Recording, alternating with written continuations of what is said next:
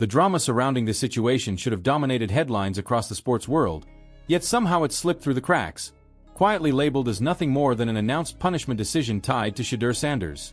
What unfolded behind that dry headline, however, was anything but routine. It was an admission of failure at the highest level of the NFL, followed by a rare moment of accountability and an even rarer display of protection for a young quarterback who has been under siege since the moment he entered the league. Roger Goodell did not simply acknowledge that mistakes were made. He openly stated that the process itself was flawed, that the conclusions reached were wrong, and that correcting those errors would require decisive action. That alone would have been noteworthy.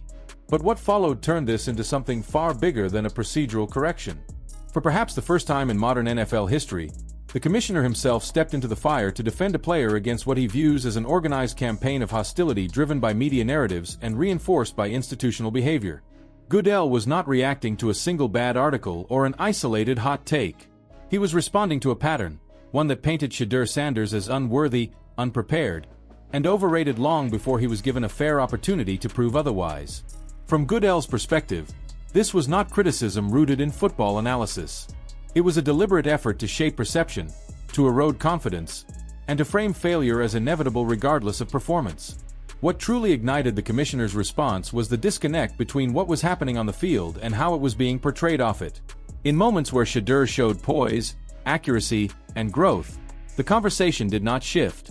Instead, it intensified. Questionable hits went unaddressed. Late contact was brushed aside. Situations that would normally prompt league-wide outrage were minimized or ignored entirely. Goodell began looking beyond the surface, not just at the physical punishment Sanders was absorbing, but at the ecosystem surrounding it. He examined how officiating decisions, coaching usage, and media coverage intersected in ways that consistently placed Shedeur at a disadvantage. To him, it did not look accidental. It looked systemic. The circumstances surrounding Sanders' development only reinforced that belief. Despite limited practice opportunities and minimal exposure to first-team reps, he was suddenly thrust into competitive situations with little preparation. Expectations were raised overnight, while the foundation required to meet them was never properly laid. Any misstep was magnified. Any success was downplayed. The narrative was already written, and every snap was filtered through it. Goodell, a man who has weathered some of the most turbulent storms in professional sports, recognized this pattern immediately. He has seen how narratives can consume leagues, careers, and entire eras. This time, he chose not to stay silent. Unlike past controversies that revolved around policy, legality, or public relations, this issue struck at something deeper. For Goodell, it represented a lingering truth about the league's relationship with race, opportunity, and perception, particularly at the quarterback position. Decades of progress have not fully erased the stereotypes that still influence how players are evaluated and discussed. The expectation that certain quarterbacks must be exceptional simply to be considered adequate remains embedded in parts of the football world. In Shedeur Sanders, Goodell saw a familiar story unfolding once again, one where assumptions traveled faster than facts and where opportunity was rationed rather than earned. This realization prompted direct action. Reports indicate that Goodell communicated clearly with the Cleveland organization, leaving no ambiguity about his stance. The treatment of Shedeur Sanders was unacceptable, and it would not continue under league oversight. This was not framed as advice or guidance. It was a directive. The message was simple but powerful. Accountability would be enforced, and organizations that failed to uphold fairness would face consequences.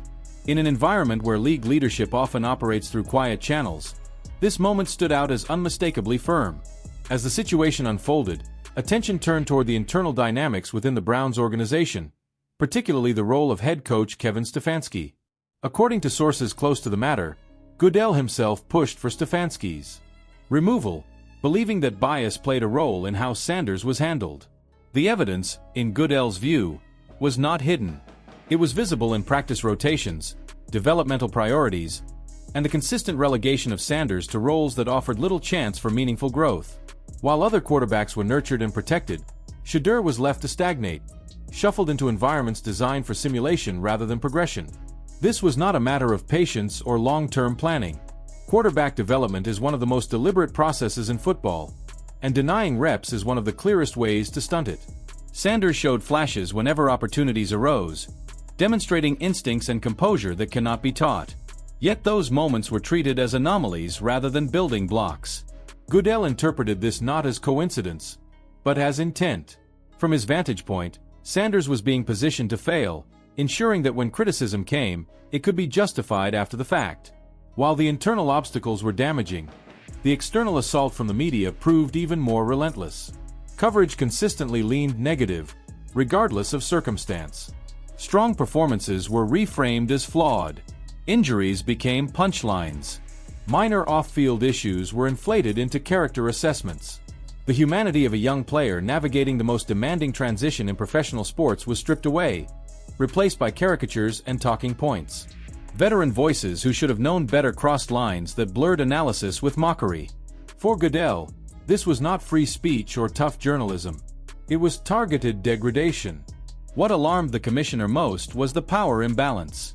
Media narratives shape public opinion, influence organizational decisions, and often dictate the arc of a player's career. Allowing those narratives to be driven by bias rather than truth undermines the integrity of the league itself. Goodell understands that once perception hardens, reversing it becomes nearly impossible. By intervening now, he is attempting to disrupt that cycle before it becomes permanent. There are two reasons this intervention matters so deeply. First, Shedeur Sanders represents a new generation of quarterbacks who are unapologetically confident, visible, and connected to fans. His popularity is not manufactured. It is earned through performance, work ethic, and authenticity. Fans recognize that, even when segments of the media refuse to. Second, Goodell is drawing a line in the sand regarding who controls the narrative of the NFL.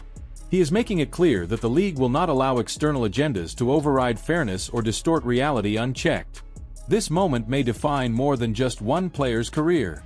It may signal a shift in how the NFL responds when criticism crosses into sabotage. Whether this leads to lasting change remains to be seen, but the significance of the commissioner stepping forward cannot be overstated. Roger Goodell has chosen a side, and in doing so, he has challenged the structures that too often operate without consequence. Now the question turns to you. Do you believe the media went too far in its treatment of Shedeur Sanders? Or was this simply the cost of playing quarterback in the NFL spotlight?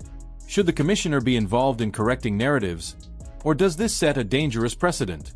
Let us know your thoughts, and if you want more deep dive stories like this that cut through the noise and expose what is really happening behind the scenes, make sure to like the video, subscribe to the channel, and turn on notifications so you never miss what comes next.